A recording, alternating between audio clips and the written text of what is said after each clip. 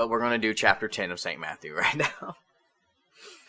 And as always, I'll show you, I'm reading the Holy Bible, King James Version, of course. It's the one I have. I don't really trust any of the newer ones because too many translations will, give you the false words, and then people just take it on the false words. I don't just take it off of the word. I take it on what the Holy Spirit leads me to know about this. Now, I will often pray, Lord, this doesn't make sense. Can you help me have knowledge of this? And the Lord will give me the knowledge that I need of this. So we're going to go on to chapter 10, right over here. Just showing you so you guys know that I'm not reading from any other book, that I am reading you the Holy Bible. And what I am saying I'm reading, I will not lie to you. I don't like lying. Never really ever liked lying. Maybe that's another one of the reasons why the Lord chose me. Or maybe it's just because I love to learn. I love knowledge. Knowledge is power. And what's the greatest power you can have is the knowledge of the Holy Bible. So, shall we continue? Alright. Jesus appoints the 12 disciples. Going on to chapter 10, verse 1 now. And when he had called unto him his 12 disciples, he gave them power against unclean spirits to cast them out, and to heal all manner of sickness and all manner of disease. Now the names of the 12 apostles are these: the first Simon, who was called Peter, and Andrew his brother, James the son of Zebedee, and John his brother, Philip and Bartholomew, Thomas and Matthew the publican, James the son of Alphaeus, and Lebbaeus, whose surname was Thaddeus, Simon the Canaanite, and Judas Iscariot, who also betrayed him. Now we're going over to Jesus sends out the 12, onto verse 5. These 12 Jesus sent forth, and commanded them, saying, Go not into the way of the Gentiles, and into any city of the Samaritans enter ye not, but go rather to the lost sheep of the houses of Israel. And as ye go, preach, saying, The kingdom of heaven is at hand. Heal the sick, cleanse the lepers, raise the dead, cast out devils. Freely ye have received, freely give. Provide neither gold, nor silver, nor brass in your purses, nor scrip for your journey, neither 2 coats, neither shoes, nor yet staves, for the workman is worthy of his meat. And into whatsoever city or town ye shall enter, inquire who in it is worthy, and there abide till ye go thence. And when ye come into a house, salute it. And if the house be worthy, let your peace come upon it. But if it be not worthy, let your peace return to you. And whosoever shall not receive you, nor hear your words, when ye depart out of that house or city, shake off the dust of your feet. Verily I say unto you, it shall be more tolerable for the land of Sodom and Gomorrah in the day of judgment than for that city. Behold, I send you forth as sheep in the midst of wolves, but ye therefore wise as serpents, and harmless as doves. But beware of men, for they will deliver you up to the councils. And they will scourge you in their synagogues. And ye shall be brought before governors and kings for my sake, for a testimony against them and the Gentiles. But when they deliver you up, take no thought how or what ye shall speak, for it shall be given you in that same hour what ye shall speak. For it is not ye that speak, but the Spirit of your Father which speaketh in you. And the brother shall deliver up the brother to death, and the father the child, and the children shall rise up against their parents, and cause them to be put to death. And ye shall be hated of all men for my name's sake, but he that endureth to the end shall be saved. But when they persecute you in this city, flee ye into another. For verily I say unto you, ye shall not have gone over the cities of Israel till the Son of Man be come. The disciple is not above his master, nor the servant above his Lord. It is enough for the disciple that he is he be as his master, and the servant as his lord. If they have called the master of the house Beelzebub, how much more shall they call them of his household? Fear them not, therefore, for there is nothing covered that shall not be revealed, and hid that shall not be known. What I tell you in darkness, that speak ye in light, and what ye hear in the ear, that preach ye upon the housetops. And fear not them which kill the body, but are not able to kill the soul, but rather fear him which is able to destroy both soul and body in hell. Are not 2 sparrows sold for a farthing, and one of them shall not fall on the ground without your Father? But the very hairs of your head are all numbered. Fear ye not, therefore, ye are of more value than many sparrows. Whosoever therefore shall confess me before men, him will I confess before my Father which is in heaven. But whosoever shall deny me before men, him will I also deny before my Father which is in heaven. Think not that I am come to send peace on earth. I come not to send peace, but a sword. For I am come to set a man at variance against his father, and the daughter against her mother, and the daughter-in-law against her mother-in-law. And the man's foes shall be thy of his own household. He that loveth father or mother more than me is not worthy of me, and he that loveth son or daughter more than me is not worthy of me. And he that taketh not his cross and followeth after me, is not worthy of me.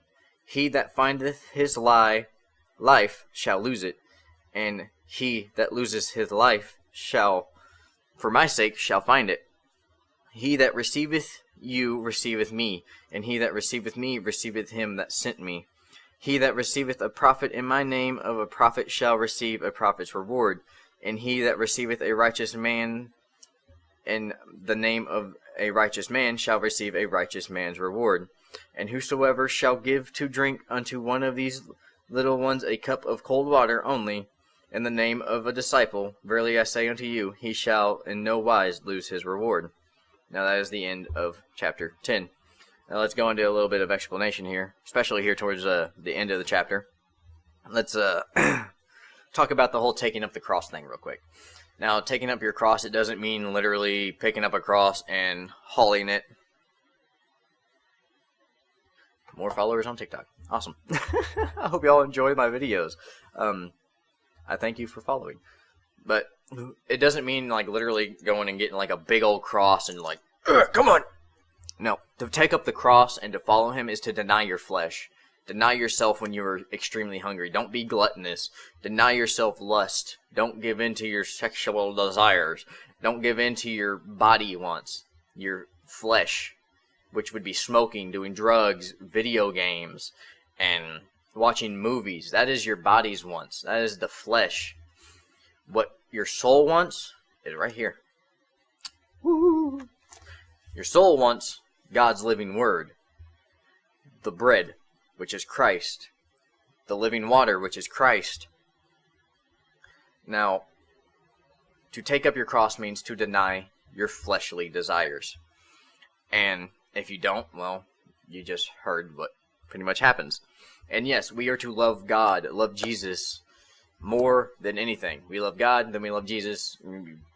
Or you can love them both at the same time, the same person. You know, it's a lot.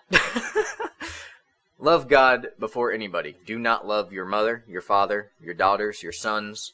Don't love anyone more than you love God. And for a lot of you, that's hard to do. For me, it wasn't as soon as he opened up my eyes and showed me, yeah, you wouldn't even have none of that if it wasn't for me. So, yeah, he does deserve all the love. He deserves all the glory and all the praise. Let's go back just a little bit. And like I said, the reason he sent out the 12 disciples without any of these things, without script, gold, food, and all that, is because they needed to learn how to rely on God.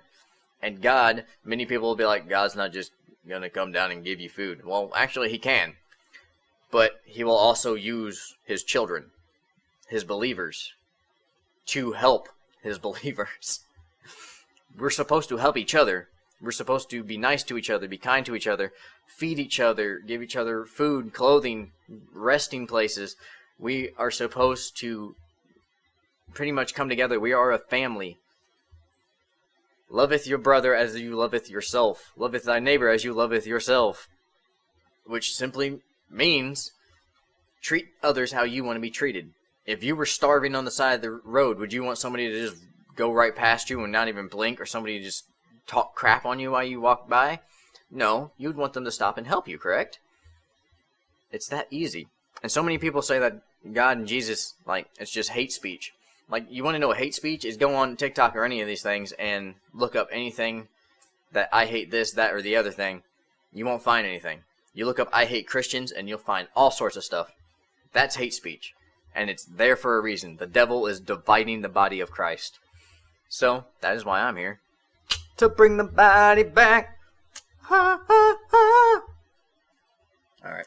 But yes, in the end times, and when the times come, end times, now times, even I am being divided by my family because, they don't like that I'm preaching the word. And I will continue to preach the word, so suck my toe. I'm sorry, I just couldn't. I'm kidding. It was a joke. Cheer up! But yes, your families will be divided because some will want to believe, some will not want to believe. Now, those who want to believe will obviously believe. They'll side with you. But not everybody wants to give up what their flesh wants. They don't want to give up that beautiful home that they love so much. They don't want to give up loving their families more than they love God. Like, they don't want to love God more than they love their own families. They don't want to stop smoking weed. They don't want to stop smoking cigarettes. They want money. They don't want to give up the want of wanting money. They don't want to live for anybody else but themselves. That is why the division comes. We must live for God and God only. And by living for God, He will provide for us. He will make sure that we are safe, protected, and well taken care of. And we will have all of the needs that we've ever met. And He will bless us so much our cup will overflow with. Now, as always, yes, fear not which He can kill the body. Yes, we can die. We're flesh. And honestly, when the day comes, if I lose my nugget, which may happen, we don't know. But if I die, I will laugh so hard when I come back if the Lord resurrects me right there just to prove a point. Be like, here, have your head back. I would chuckle so hard. I'd even chuckle. I'd probably hit my knees, laughing, praising the Lord, and thanking Him at the same time as just laughing at those who thought that they could take away what the Lord owns. God, Jesus, He owns us. He owns our souls. We belong to Him. Nobody else. You can't sell your soul to the devil. It is not your property to sell. Simple as that. But, yes, fear not those who can kill our bodies. Yes, we are able to die, but we should fear God more because He is able to kill the soul. He can destroy both. It's as simple as that. But you don't have to live in a constant fear of God. To me, yes, I fear what God can do to me if I do wrong. But I choose to love God for what He doesn't do to me. Because He doesn't do those things to me. But I still fear Him if I do screw up. Like, yeah, He can make things pretty bad. Now, where do we go? Where do we go from here? I mean, I don't know. I think that's all I've got for trying to explain this one. But yeah, if there's anything else anybody needs information on, just ask. Comment down below. Ask me. I'll either make another video or comment directly back to you. But that is the end. I'll see you in whatever the Lord has me make next. Blessed day to you all. And God bless.